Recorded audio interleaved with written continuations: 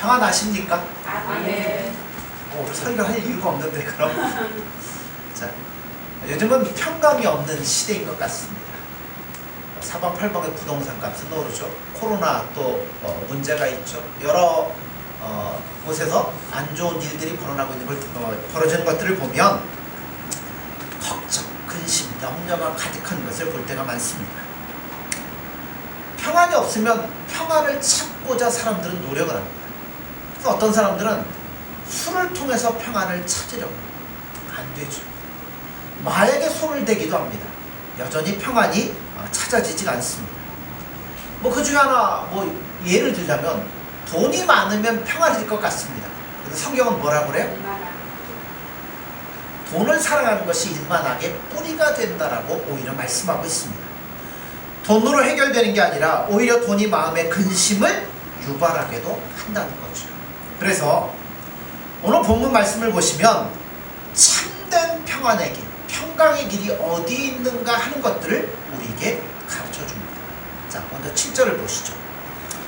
그리하면 모든 지각에 뛰어난 하나님의 평강이 그리스도 예수 안에서 너희 마음과 생각을 지키시리라.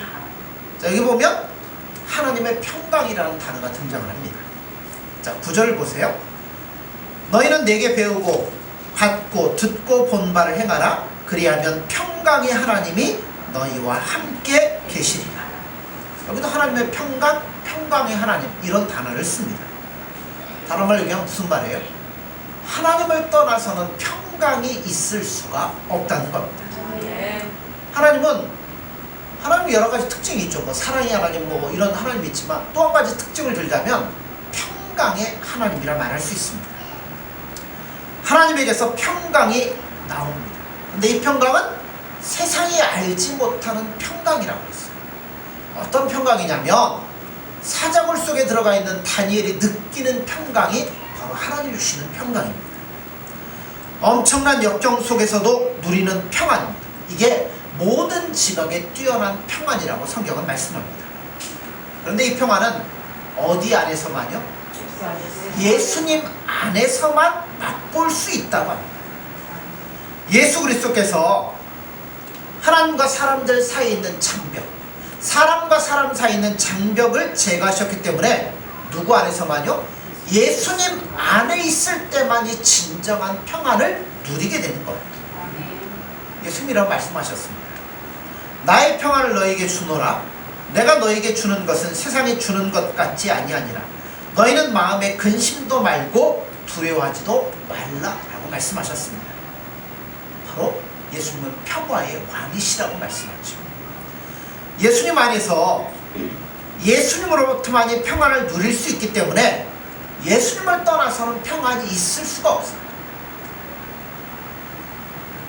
예수님을 멀리하면 멀리하는 만큼 뭐가 사라져요?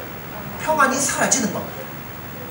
예수님을 멀리하면 멀리할수록 뭐가 우리 마음에 찾아오냐면 불안과 염려와 걱정과 근심이 우리 안에 찾아오기 시작한다는 겁니다. 사실 안타까운 얘기지만 불신자들은 뭐가 없어요?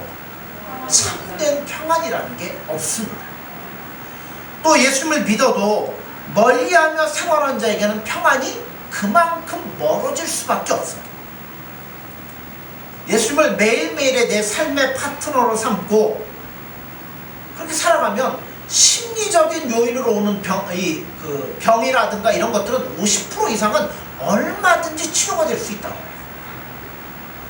이사야 26장 3절에 보면 주께서 심지가 견고한 자를 평강하고 평강하도록 지키시리니 이는 그가 주를 신뢰함이라 라고 기록하고 있습니다. 여기 심지가 견고하다라는 말을 썼어요. 그 말은 마음속에 누가 예수님이 머물러 있는 자를 이야기하는 거예요. 그의 마음이 예수님께 머물러 있는 자가 평강의 평강으로 인도함을 받게 될 것이라고 말씀합니다. 평강의 원천은 아까 누구라고 그랬죠? 예수님이라고 그랬어요. 자, 그런 의미에서 보면 우리는 이미 어디 안에 있어요? 예수님 안에 있기 때문에 뭐가 우리 안에 있어야 돼요? 평안이 있어야 됩니다. 그런데 이게 죽을 때까지 같이 가면 좋을 것 같은데 때때로 뭐예요? 이 평안이 깨질 때가 참 많이 있습니다. 그러니까 우리는 뭘 하기 위해서 힘써야 돼요? 이 평안을 회복하고 누리기 위해서 힘을 써야 된다는 거예요. 아멘. 어떻게 하면 평안을 누릴 수 있을까요? 예. 자, 7절과 9절을 보면 어떻게 시작되냐면 이렇게 시작되잖아요. 그리하면, 그렇죠?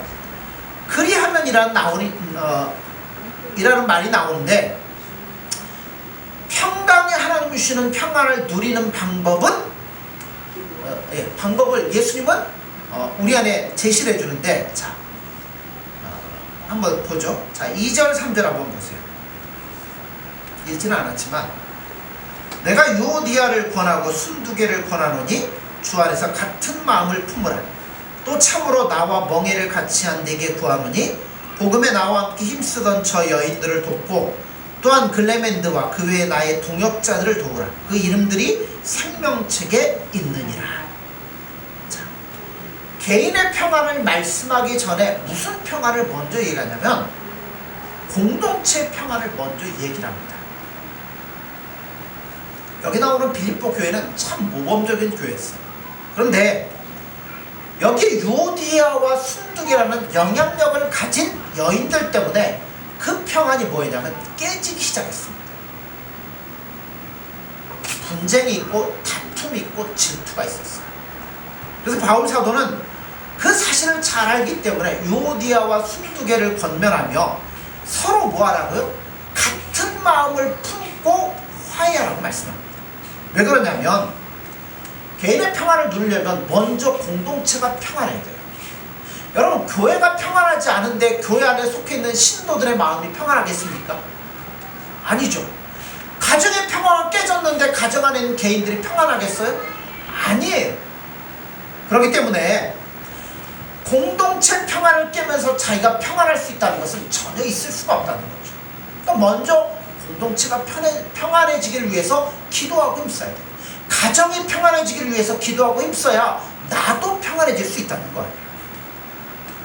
자, 8절 9절 제가 다시 읽어보겠습니다. 끝으로 형제들아, 무엇에든지 참되며 무엇에든지 경건하며 무엇에든지 오르며 무엇에든지 정결하며 무엇에든지 사랑받을 만하며 무엇에든지 칭찬받을 만하며 무슨 덕이 있든지 무슨 기림이 있든지 이것들을 생각하라. 너희는 내게 배우고 받고 듣고 본 바를 행하라. 그리하면 평강의 하나님이 너희와 함께 계시리라. 자, 공동체의 평화와 개인의 평화의 균형이 있어야 되는데 8절 9절은 두 가지로 요약할 수 있어요. 뭐냐면 딱 두 가지 단어로 할 수 있어요. 뭐냐면 이것들을 생각하라. 그리고 또 하나는 행하라. 생각이 바로 되어야 평안함을 누리게 되는 거고 실천을 해야 평안함을 누릴 수 있다는 겁니다. 자, 8절 말씀을 그냥 원문 그대로 번역을 하면 이렇게 되어 있어요. 이것들을 생각하라. 참된 것은 무엇이냐? 경건된 것은 무엇이냐? 옳은 것은 무엇이냐? 정결한 것은 무엇이냐? 사랑할 만한 것은 무엇이냐? 칭찬할 만한 것은 무엇이냐? 자, 보세요. 참된 것 대신에 거짓된 것이 내 마음에 들어가 있으면 평안할까요? 안 평안할까요? 안 평안하죠. 경건한 것 대신에 불경건한 것들이 내 안에 들어있으면 마음이 평안할 수가 없습니다. 정결한 것 대신에 더러운 것, 사랑할 만한 것 대신에 증오할 만한 것, 칭찬할 만한 것 대신에 혐오할 만한 것들이 들어있다면 그 마음은 평안함이 없어요. 이거를 다른 말로 바꿔볼까? 아주 쉽습니다. 누가 내 안에 확 계시면 돼요? 예수님이 내 안에 중심을 잡고 자리 잡고 있으면 그 안에 부정한 것 있겠어요? 여러분, 증오할 만한 게 있겠어요? 아니에요. 예수님으로 인하여 기뻐하며 만족하는데 여러분, 평안이 없을래야 없을 수가 없죠. 그러니까 이런 것들이 이 마음에 들어오지 않도록 내가 정결해져야지, 내가 깨끗해지지. 우리는 자꾸 설교하면 그거를 얻으려고 하는데 아니라는 거예요. 답은 딱 한 가지예요. 누구 사랑하면 돼요? 예수님 사랑하고 예수님 안에 있으면 된다는 거예요. 아멘. 어떤 공동체의 지도자가 아주 평안한 삶을 살고 있어요. 하루는 제자들이 찾아와서 선생님하고 물어봐요. 선생님, 우리는 살면 사내도 수십 번 유혹을 당해가지고 이 평안이 깨지는데 선생님은 어떻게 그렇게 평안할 수 있습니까? 선생님, 우리가 당하는 평안을 하나도 안 당하십니까? 하고 물어봤더니 선생님이 뭐라고 그러냐면 아닙니다. 나도 똑같은 유혹을 받습니다. 그런데 그런 유혹이 올 때마다 나는 뭐라고 하냐면 내 마음에 빈방 없음 이렇게 선포를 합니다. 마음속에 정결한 것 진실한 것 다 넘어가서 뭐라고요? 예수님, 내 안에 예수님이 가득 채워져 있으면 이런 것들이 들어올 틈이 없잖아요. 빈방이 없잖아요. 그러니까 예수님으로 인해 기뻐하며 즐거워하다 보니까 마음의 염려, 걱정 어떤 것들이 몰려와도 나는 두려워하지 않으면 낙심하지 않게 되더라는 겁니다. 자, 바울 사도는 그래서 자기가 이렇게 살고 있다라고 빌립보 교인들이 얘기하는 거예요. 나는 어떤 환경에 있든지 나는 낙심하지 않는다. 왜요? 내 안에 예수님이 계시기 때문에. 그러면서 뭐라고 권고를 하고 있냐면 이것들을 다 보고 자기가 사는 모습들을 그들에게 다 보여주고 바울이 뭐라고 그래? 너희들도 이처럼 살아가라고 말씀하고 있다는 겁니다. 그러니까 뭐만 하면 돼요? 우리도 똑같이 바울 사도가 걸어갔던 그 길을 바라보면서 예수님만 바라보며 믿음으로 살아가면 우리 마음에 뭐가? 평안함이 가득 차게 된다라고 말씀합니다. 자, 평안은 또 관계 유지를 통해서 와요. 관계는 여러 가지 관계가 있어요. 첫째는 나와의 관계. 내가 나와의 관계가 돼야 돼요. 그렇죠? 그 다음에는 다른 사람과의 관계. 마지막은 예수님과의 관계를 들 수 있어요. 자, 첫째는 나와의 관계예요. 오늘 말씀을 보면 자, 4절을 보세요. 주 안에서 항상 기뻐하라. 내가 다시 말하노니 기뻐하라. 누구 안에서요? 주님 안에서. 자, 주님 안에서. 내가 뭐 하라고요? 기뻐하라는 겁니다. 그냥 기뻐하라는 게 아니라 어떻게 해요? 항상 기뻐하라고 말합니다. 자, 그럼 우리 할 말이 있죠. 어떻게 항상 기뻐할 수 있습니까? 그죠? 반문이 될 수 있어요. 기쁨이 없는데 그럼 억지로 이렇게 웃어가면서 기뻐하라는 얘기입니까? 그런데 본문을 보면 기뻐하는데 어떻게 기뻐하라고요? 항상 기뻐하라고 그랬어요. 그리고 나서 내가 다시 말하노니 기뻐하라 라고 말씀하고 있습니다. 자, 누가 얘기한 거예요? 바울이 사도가 얘기했습니다. 그런데 바울이 그냥 자기가 기뻐하지 않는데 그냥 입으로만 기뻐하라고 했을까요? 절대 그렇지 않습니다. 바울은 자기가 직접 체험하면서 권면하고 있어요. 바울이 어떻게 이렇게 항상 기뻐하고 다시 기뻐할 수 있었을까요? 바울은 지금 빌립보 서를 쓸 때 어디에 갇혀 있었죠? 그렇죠. 감옥에 갇혀 있었는데 감옥에 있으면서도 어떻게 기뻐할 수 있었을까요? 4절에 답이 딱 나오잖아요. 처음에 어디 안에서요? 주 안에서 기뻐하라. 바울이 주님 안에, 예수님 안에 있었기 때문에 어떤 환경에서는 기뻐할 수 있었는데 예수님 아니라는 게 뭘까요? 자, 1장으로 가보죠. 빌립보서 1장 20절에서 24절입니다.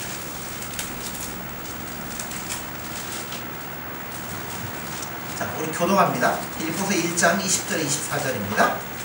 나의 간절한 기대와 소망을 따라 아무 일에든지 부끄러워하지 아니하고 지금도 전과 같이 온전히 담대하여 살든지 죽든지 내 몸에서 그리스도가 존귀하게 되게 하리 하나니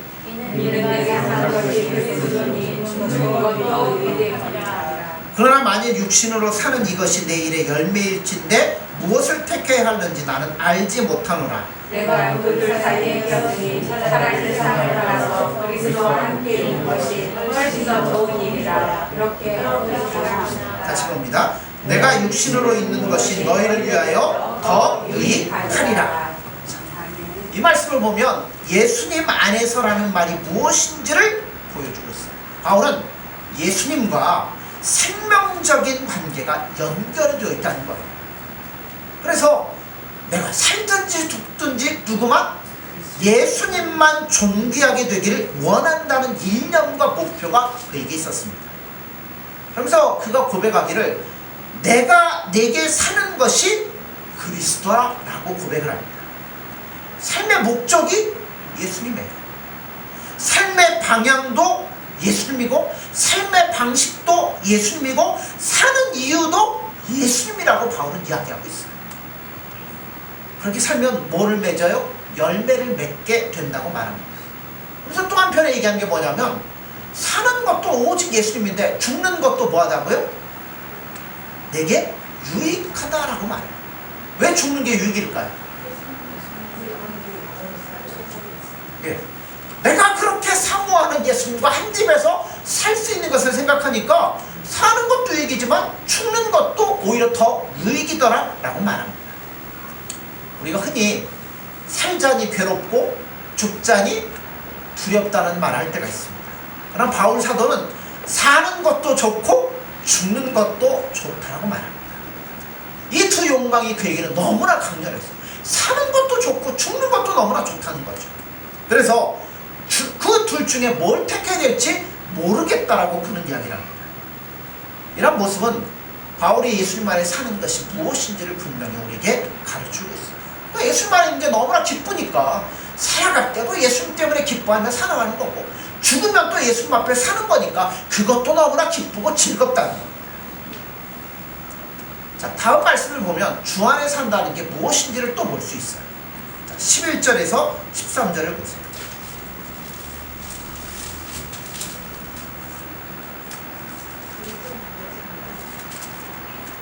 아니요, 4장 11절에 13절입니다.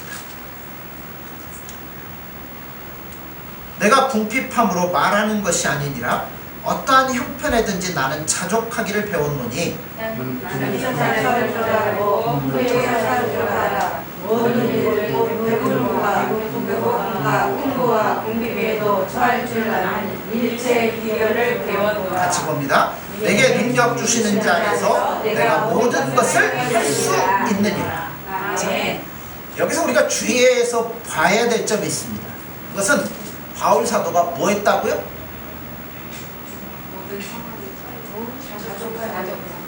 자족한 것을 뭐 했다고요? 배웠다라고 말씀하고 있습니다. 예수님 안에서 사는 것도 죽는 것도 그가 뚜렷하라고 말하지만 주 안에서 기쁨을 누리는 것은 환경 속에서 뭐 해야 되는 거예요? 배워야 된다는 거예요. 환경이 변하면 기쁨이 사라지는 경우가 얼마나 많이 있습니까?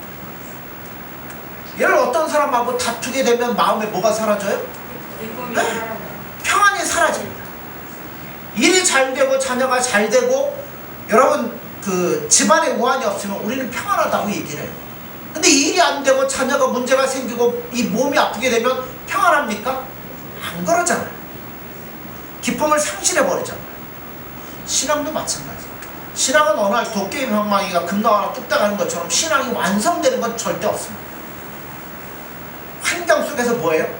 고민하고 싸우고 인내하며 터득해 나가는 게 신앙인 거예요. 아멘. 바울이 이 모든 것들을 뭐 한 거예요? 그걸 통해서 배우기 시작했다는 거예요. 배고픔의 환경 가운데서도 예수님을 바라보며 나아갈 때 기쁨이 있다는 걸 그가 알게 배우기 시작했어요. 배부름의 환경에서도 배우기 시작했습니다. 천시당하는 환경 속에서도 존경을 받는 환경 속에서도 주 안에서 누리는 기쁨을 그가 어떤 환경에 있든지 배우기 시작했고 알기 시작했고 누리기 시작했다는 겁니다. 그러니까 그가 뭐라고 해요? 내게 능력 주시는 자 안에서 내가 모든 걸 할 수 있다는 거죠. 내게 능력 주시는 예수님이 끊임없이 나에게 능력과 힘과 모든 것들을 공급해 주니까 내가 어떤 환경에 처해 있든지 나는 거기서 만족하며 즐거워하며 나아갈 수 있다는 겁니다. 아멘. 모든 일이라는 것은 모든 환경을 뜻해요. 모든 환경을 감당할 수 있는 비결을 터득했기 때문에 바울은 지금 감옥에 있는데도 뭐예요? 기뻐하고 있잖아요. 얼마나 기뻤던지 감옥 밖에 있는 빌립보 교인들을 향해서 뭐라고 그래요? 기뻐하라. 다시 말하노니 기뻐하라 라고 말씀합니다.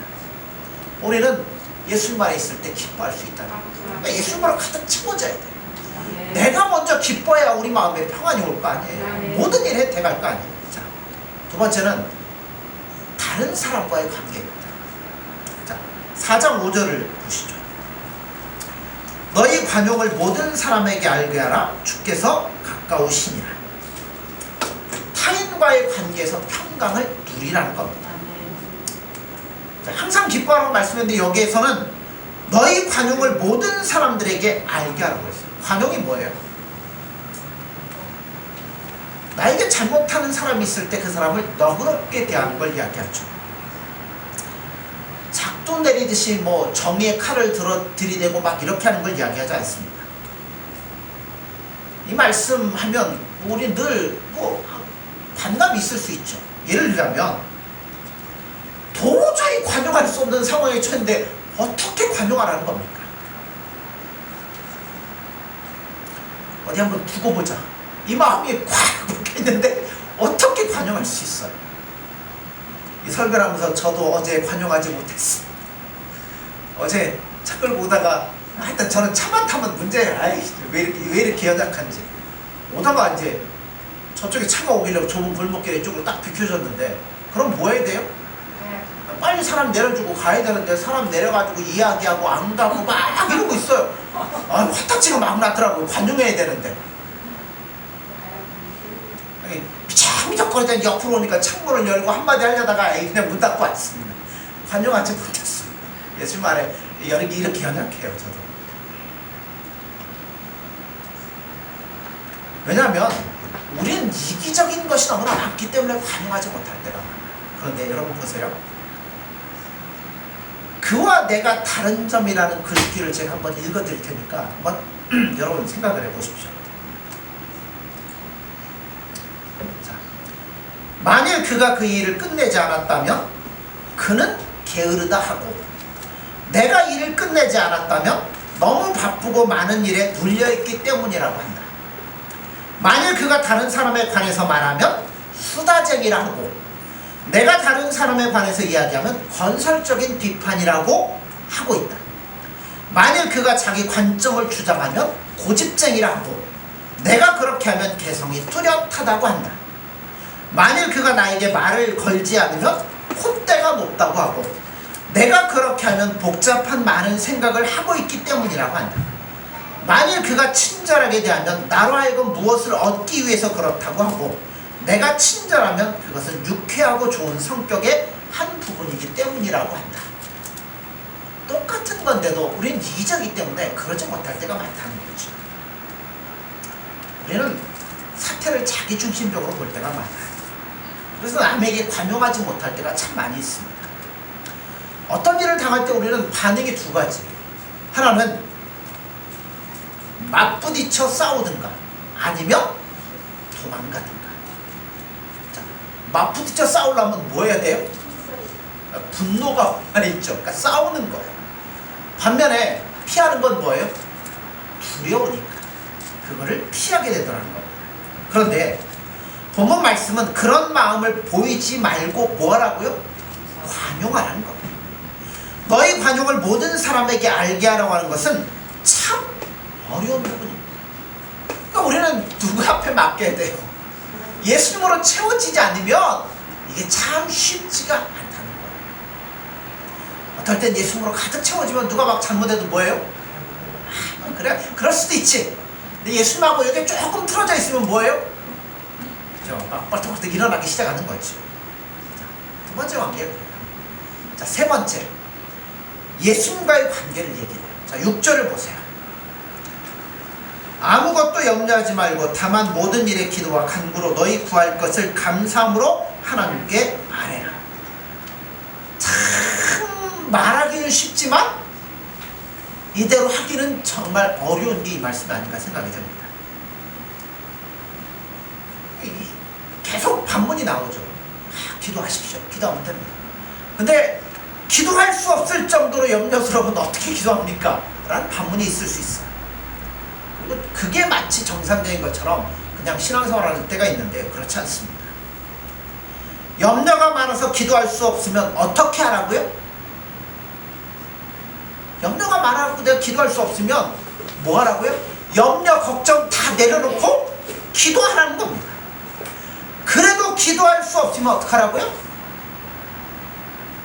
기도할 수 없으면 뭐하라? 더 기도하라고 말합니다. 염려를 해결하는 방법은 뭐밖에 없어요? 기도밖에 없어요. 기도를 통해서 예수님 붙잡고 예수님 안에 온전히 거할 때 염려와 걱정과 모든 것들이 눈 녹듯이 사라지게 된다는 겁니다. 어떤 사람이 이 얘기를 하더라고요. 우리의 시각을 45도 이상 들어야 된다. 왜냐하면 문제들이 많을 때는 보통 사람들은 앞에 보다가 문제가 많으면 다 뭘 봐요? 땅만 쳐다보고 문제만 보니까 평안함이 있을 수가 없다는 거예요. 그러니까 그러지 말고 뭐 하라고요? 45도를 들면 뭐밖에 안 보여요? 예수님만 보는 거죠. 예수님만 보다가 가끔 문제 생길 때 이렇게 보고 또 누굴 보는 거예요? 예수님 보니까 그 안에 염려와 걱정이 있을 수가 없다는 거예요. 어떤 것도 여러분 예수님에게는 문제가 될 수가 없다는 겁니다. 예수님 어떤 분이셔요? 우리를 사랑하셔서 이 땅에 오셔서 친히 십자가에 자기를 주기까지 사랑하신 분이 예수님이잖아요. 그러므로 그분을 쳐다보면, 그분을 의지하면, 그분 안에 온전히 거하면 입에서 뭐가 나올 수밖에 없어요? 감사가 나올 수밖에 없다는 겁니다. 그래서 예수님께 시간을 드리고 예수님께 여유를 드리고 예수님이 활동할 수 있는 그런 부분을 내어드리게 되면 감사가 나오는데, 감사가 나오기 시작하면 그때 뭐가 사라져요? 염려와 걱정과 근심이 사라지기 시작한다는 겁니다. 우리가 살아가는 세상은 계속 변화하고 있습니다. 하루 동안에도 무슨 일이 벌어질지 아무도 모른다는 겁니다. 예수를 믿는 우리 마음속에도 계속해서 뭐가 몰려와요? 염려와 걱정과 두려움의 파도가 끊임없이 몰려오기 시작한다는 겁니다. 그래서 자칫하면 뭘 잃어버려요? 평안함을 잃어버릴 때가 많다는 겁니다. 그러므로 평안의 원천이 다른 데 있는 게 아니라 예수님 안에 있음을 여러분 깨달으시고 우리 마음이 항상 예수님 안에 있도록 애쓰시고 노력하셔야 된다는 거예요. 예수님께 온전히 우리 마음을 붙들어 매놓을 때 여러분 염려가 사라지며 마음의 평안이 찾아오게 된다는 겁니다. 그리고 염려가 오면 뭐 하라고요? 기도하라고 말씀합니다. 기도하면서 예수님께 시간을 여러분 내두십시오. 그러면 뭐가 감사가 나오게 될 거고요. 문제는 그대로 있지만 예수님의 평강이 우리의 마음과 생각들을 지켜주실 것이라고 말씀합니다. 그럼 사랑하는 성도 여러분들, 예수님 안에서 참다운 안식과 평안을 누리며 살아갈 수 있는 저와 교회 여러분들이 되어지기를 간절히 소원합니다. 기도하겠습니다.